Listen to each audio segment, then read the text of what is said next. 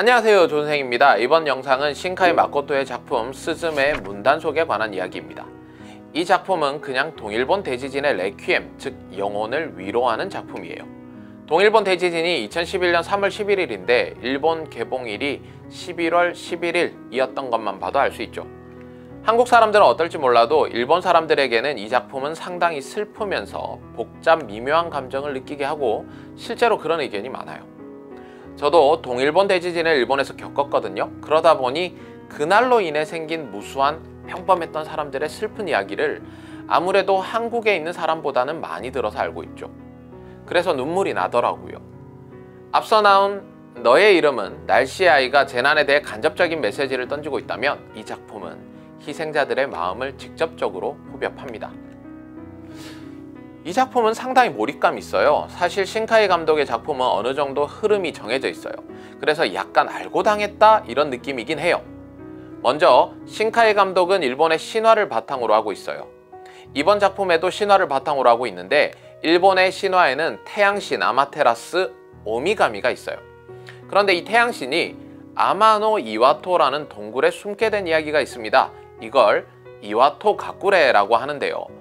이 동굴에 있는 신사가 바로 미야자키에 있어요. 그래서 이 작품의 배경이 미야자키인 거고요. 그리고 스즈메의 성이 바로 이와토입니다. 이것도 신화에서 온 것이에요. 두 번째로 신카이 감독의 작품에서는 현실적이지 않은 이상한 일이 일어나요. 미미즈라고 하는 재앙을 일으키는 검붉은 연기가 나오는 장면, 그리고 그것이 스즈메한테만 보이게 되는 것들, 여기에 해당하죠. 세 번째로는 서로 다른 세계의 남녀가 나옵니다. 그리고 그 남녀가 세상을 구하는 무거운 짐을 지게 되죠. 이번 작품에서도 스즈메와 소우타라고 하는 각기 다른 세계의 남녀가 등장합니다. 그리고 주인공이 항상 극적으로 결단을 해야 하는 장면이 나오는 것도, 그리고 초현실적이고 신적인 일이 일어나면서 사건이 해결되는 것도 신카이 감독의 작품의 특징이죠. 이번 작품도 물론 해당이 됩니다. 이 작품을 통해서 감독이 던지고 있는 메시지는 좀 다양한 것 같아요. 일본 영화나 작품을 보면 사람을 생각하도록 만들어요.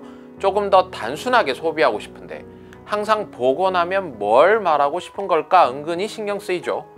어쨌든 저는 이 작품에서 관객들에게 던지고 싶은 몇 가지의 메시지를 제 생각도 포함해서 여러분에게 소개해 드립니다.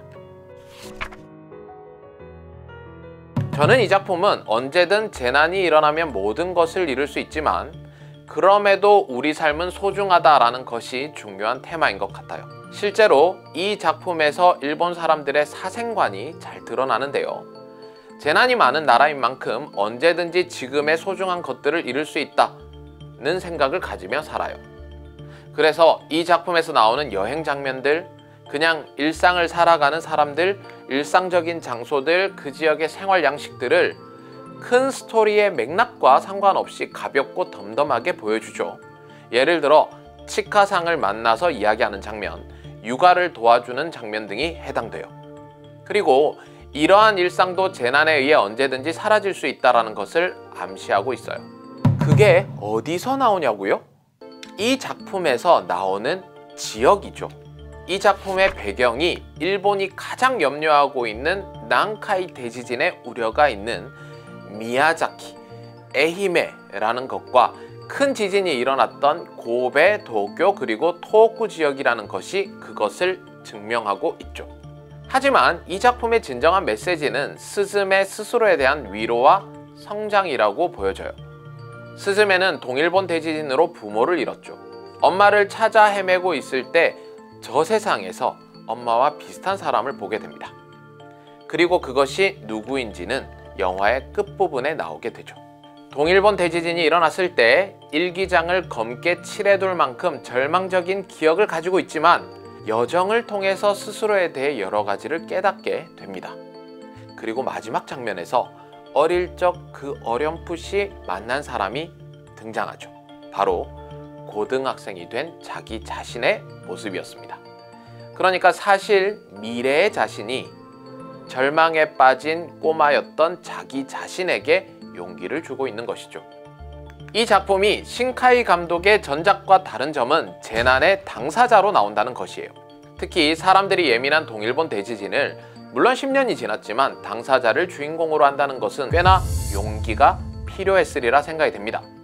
감독도 공개 직전에 자신의 의도와 다르게 많은 사람에게 상처를 줄까봐 두려웠다고 밝혔어요.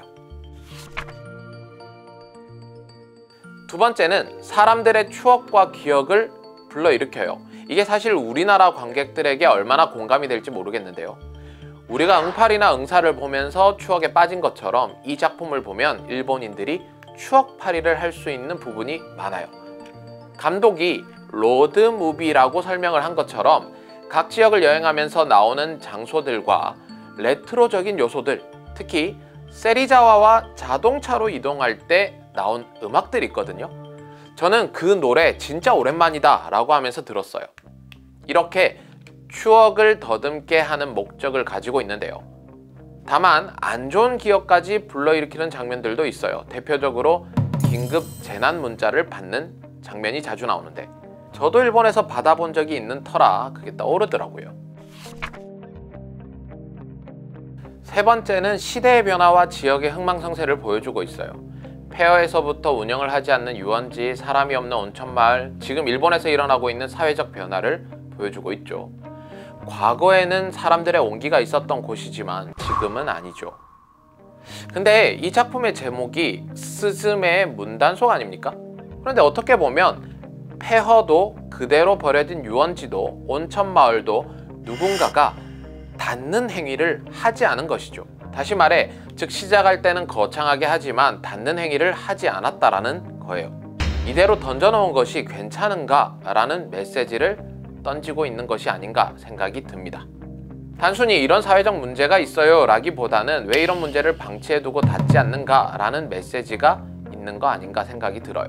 실제로 감독도 인터뷰에서 이것은 문을 여는 이야기가 아니라 닫는 이야기입니다 라고 하죠. 이 말에는 무수한 메시지가 포함되어 있는 것 같아요. 그리고 폐허에서 미미즈를 나오지 못하도록 문으로 닫을 때 스즈메에게 토지의 목소리를 들어 라고 하는 장면이 나와요. 그러니까 폐허가 된 지역도 과거에는 사람들의 온기가 있었던 곳이라는 것을 스즈메에게 느끼도록 하면서 쓰나미로 사라진 폐허가 된 고향으로 향하게 만든 거죠. 이것은 스즈메의 성장과도 관계가 있어요. 여러분은 이 작품 어떻게 보셨나요? 여기까지가 스즈메의 문단속에 들어있는 또 다른 이야기들입니다. 저도 여러분의 생각이 궁금하네요. 많은 댓글로 여러분의 의견을 달아주세요. 다음 시간에는 이 작품에 나오는 캐릭터에 대한 분석과 장면의 디테일에 대해 이야기를 해볼까 합니다. 저는 조선생이었습니다.